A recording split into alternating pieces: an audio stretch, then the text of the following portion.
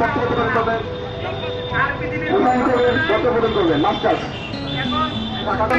মানে সামনে ভাষা দেখি যে কি অবস্থা আমাদের হবে, এই সামনে 38টা বিসিএসের সেই সাথে আমরা আমাদের দাবি আদায়ের জন্য অনেক থাকবো।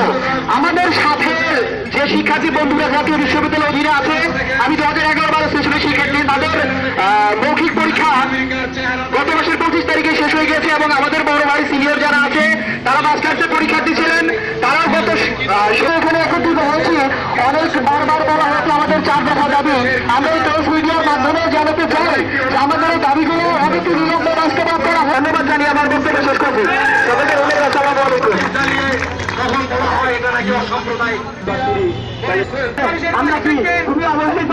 আমরা কি ভালো ভালো ঐতিহ্যবাহী ঢাকা কলেজের স্টুডেন্ট? আমাদের এই সাতটি কলেজে নিজস্ব ঐতিহ্য আছে, আমাদের সেই যোগ্যতা আছে, আমরা স্বতন্ত্র হওয়ার যোগ্যতা রাখি। আমরা চাই যে আমাদের আজকে যে দাবিগুলো আছে, দাবিগুলো নিয়ে আমাদের এলাকায় আরো অনেক পূর্ববর্তী বক্তা রাখার সময় বলেছে, আমি আর সেগুলো বলতে পারছি না। তবে এই জায়গা থেকে আমি আরো একটা দাবি জানিয়ে যাই যে এই সাতটি কলেজকে অবিলম্বে সমস্ত ঘোষণা করা হোক, কারণ এই সাতটি কলেজ স্বতন্ত্র হওয়ার সেই যোগ্যতা রাখে। আমরা ঢাকার অভিভূত হয়ে আমরা এটা আসলে আমাদের জন্য বর্তমান অধিকার।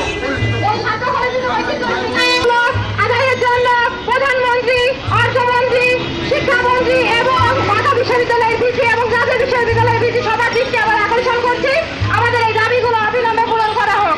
আমরা একটা স্মারকলিপি প্রদান করবো, তো ভিসি স্যারের বরাবর আমরা একটা স্মারকলিপি প্রদান করবো। আজকে এই মানববন্ধনে আমি এই পর্যায়ে বক্তব্য এখানেই শেষ করছি। সবাইকে আরেকবার অভিনন্দন।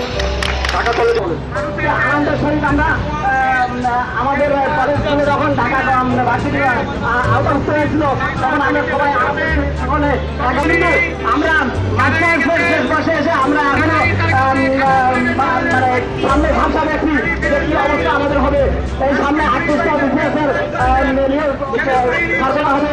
আমরা সেখানেও ভালো করতে পারবো কিভাবে, কারণ আমাদের তো মাস্টার্সে এখন পরীক্ষার কোনো নীতিমালা নাই এবং সুনির্দিষ্ট সামনের লক্ষ্য বা সুনির্দিষ্ট টার্গেট আমরা লক্ষ্য করতে পারছি না। তো এই মুহূর্তে আমরা কি করবো? কেন আমাদেরকে নিয়ে এত ছেলেখেলা করা হচ্ছে? আমরা কি খুবই অবহেলিত? আমরা কি ভালো ভালো ঐতিহ্যবাহী ঢাকা কলেজের স্টুডেন্ট?